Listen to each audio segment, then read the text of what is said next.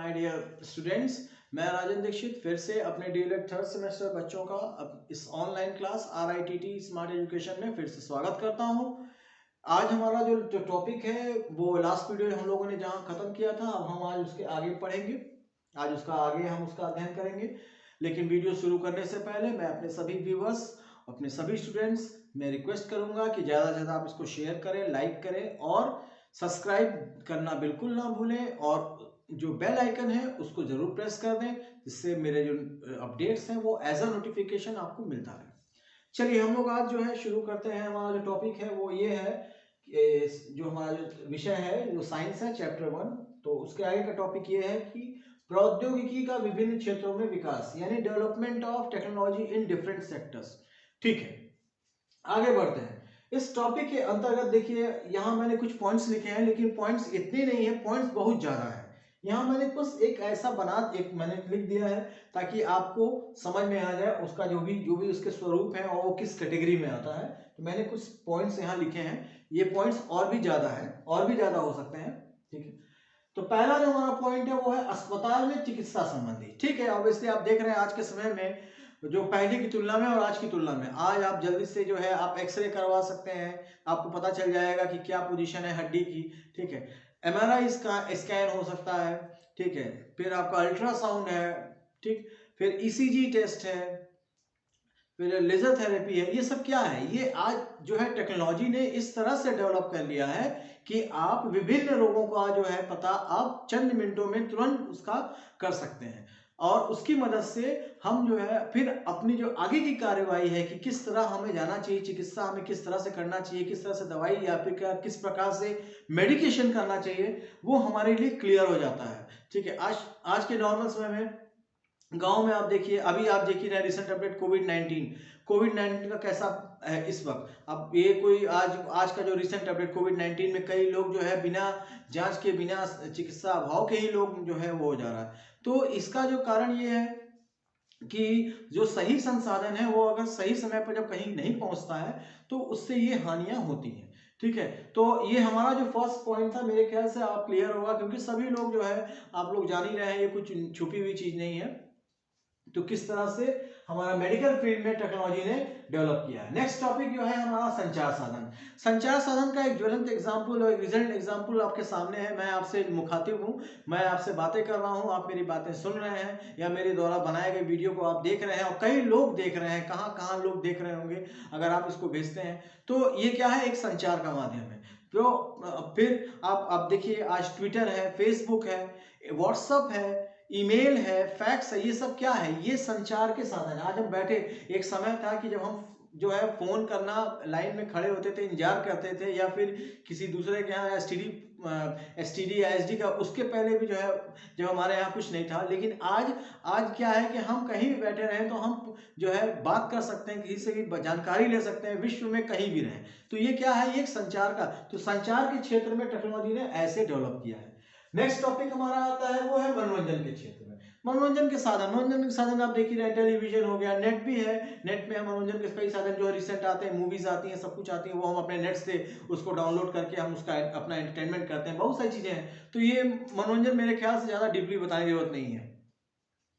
अब हमारा आता है स्टील उत्पादन। देखिए स्टील उत्पादन मैंने यहाँ लिख दिया है, लेकिन स्टील के अलावा भी कई सारे आपके पॉइंट्स हैं, जैसे एल्युमिनियम हो गया, कॉपर हो गया, फिर आप अपना ऑयल रिफाइनरी देख लीजिए, ऑयल को कई स्टेज में रिफाइन किया जाता है। तो ये क्या है, एक टेक्नोलॉजी है। टेक्नोलॉजी ने किस तरह से आपको ये दिया है कि एक मतलब किस तरह से धातु को हम अलग करके, ठीक है, उसमें से एक्सट्रैक्ट करते हैं, उसमें से किस तरह से कॉपर को अलग करते हैं कई विधियों से, ठीक है, किस तरह से स्टील को बनाते हैं, किस तरह से लोहे का निर्माण करते हैं, किस तरह से। तो ये क्या है, वो भी एक टेक्नोलॉजी है। टेक्नोलॉजी ने किस स्तर पे अपना काम किया है।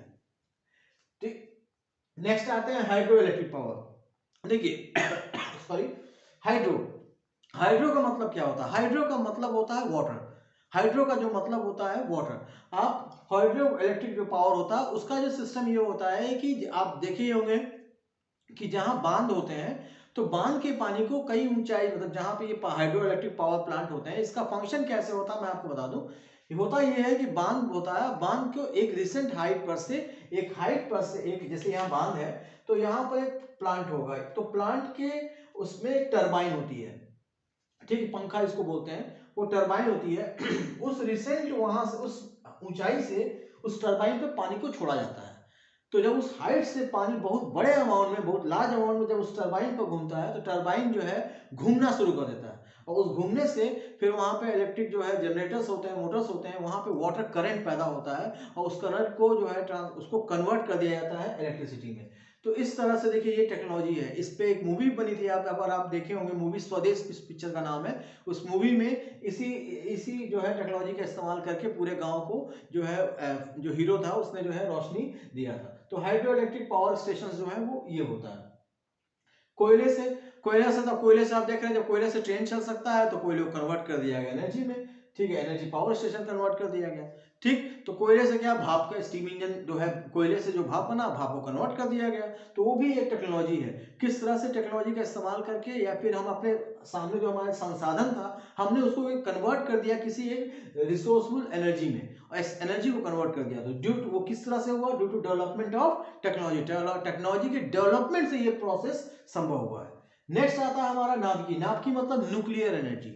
न्यूक्लियर एनर्जी का जो एनर्जी जो है वो हम उससे उत्पादन जो है बिजली का जो है आप उसका इस्तेमाल होता है। न्यूक्लियर का इस्तेमाल जो है, न्यूक्लियर जो है आपका बम्स जो होते हैं, जो बॉम्ब होता है उसमें भी उसकी थ्योरी जो है, थेसिस, उस पर भी न्यूक्लियर जो है इस्तेमाल होता है। आज लगभग सभी विश्व में लगभग कई देश हैं जिनके पास अपने खुद के न्यूक्लियर बॉम्ब हैं, ठीक। तो वो क्या है, उन्होंने टेक्नोलॉजी को किस तरह से कन्वर्ट किया है कई प्रोसेस में, ठीक। तो हमारा जो आज का ये टॉपिक था, मैंने ये बहुत ही शॉर्ट में, ज़्यादा डिटेल ना जाते हुए मैं अपने वीडियोस बहुत शॉर्ट रखता हूँ, क्योंकि आप लोग डीएलएड बच्चे हैं तो मेरे ख्याल से इतना ज़्यादा उसको एक्सप्लेन करने की ज़रूरत नहीं है। लेकिन जो भी इसके जो मेन जो चीज़ें थी, वो कॉन्सेप्ट था, मैंने वो आपको बता दिया है कि इस टॉपिक को, कि इसमें क्या क्या चीज़ें हैं प्रौद्योगिकी का विभिन्न क्षेत्रों में, development of technology in different sectors में कौन कौन से थे, मैंने 7 ही लिखे, लेकिन 7 से ज़्यादा भी हैं, ठीक।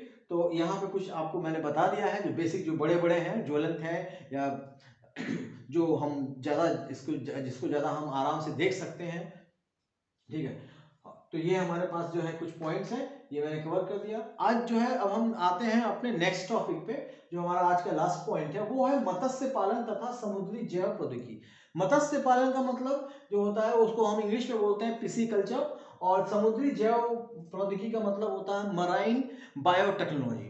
बायोटेक्नोलॉजी, अब देखिए, मत्स्य जो है, पिसीकल्चर मतलब जो मछलियां होती हैं उनका संरक्षण करना, उनका जो है ब्रीडिंग करना, उनको पालना, उनका जो है एक प्रकार से फार्मिंग जिसको कहते हैं, उनका जो वो हम करते हैं, पालन करते हैं, इससे संग्रहित करते हैं, उनका सुरक्षा देते हैं, फिर वो औद्योगिक स्तर पे भी उसका इस्तेमाल करते हैं। तो ये हमारा मत्स्य पालन होता है। मत्स्य पालन का उद्देश्य अधिकतर आजकल औद्योगिक क्षेत्र में ही उसका इस्तेमाल होता है, ठीक। तो जिससे जो है आप क्या बोलते हैं, जिससे आपकी जो है वृद्धि होगी, आर्थिक वृद्धि होगी, ठीक है, रोजगार, आर्थिक वृद्धि होगी, रोजगार के साधन बढ़ेंगे। और इस तरह से हम बैठे हुए, जिसका एक एग्जांपल ऐसे दे रहे हैं, जैसे रोहू मछली होती है, हिल्सा, ये समुद्री मछली है, और जब इसको अंडा देना होता है, जब ये ब्रीडिंग इनका पीरियड होता है, तो ये जो है माइग्रेट करती है नदियों की तरफ।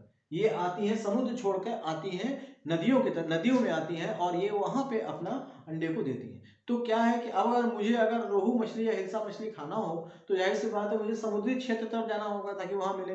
तो ये इन चीजों को कैसे, अगर हम अपने इस क्षेत्र में जहां हमको रोहू अगर खाना हो या हिल्सा खाना हो, कैसे मिलेगा, तो वो इसी के माध्यम से होता है कि अगर मत्स्य उस ब्रीड की, उस जो स्पीसीज है, उस जाति की अगर चीज को हम अगर पालन के रूप में करें, तो हम उसका सेवन कर सकते हैं, उसका उपयोग कर सकते हैं अपने खुद के लिए भी और आर्थिक या औद्योगिक क्षेत्र में भी।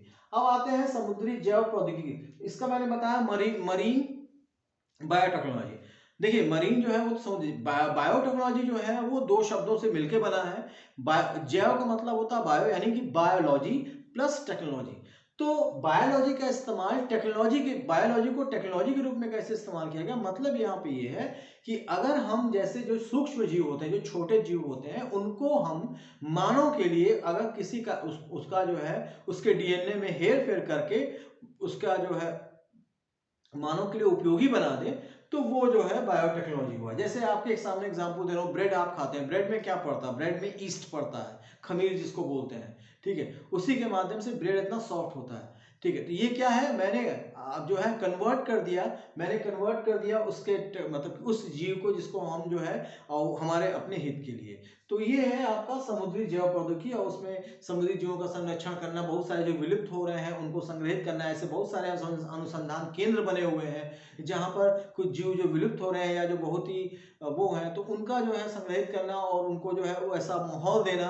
ठीक, तो ये जो आता है, ये बहुत सारे टॉपिक, ये हमारा मत्स्य पालन तथा समुद्री जैव प्रौद्योगिकी में आता है। तो मेरे ख्याल से आप लोगों को ये पॉइंट जो भी आज का था वो क्लियर हो गया होगा। मैंने बता दिया है, सभी चीजें एक्सप्लेन कर दी है, लाइन बाय लाइन जो भी चीजें हैं मैंने एक्सप्लेन कर दी है। तो आज का हमारा जो टॉपिक है वो यहीं तक है। अब हम आपसे जो है मैं कहूँगा कि हम लोग मिलते हैं नेक्स्ट वीडियो में। धन्यवाद।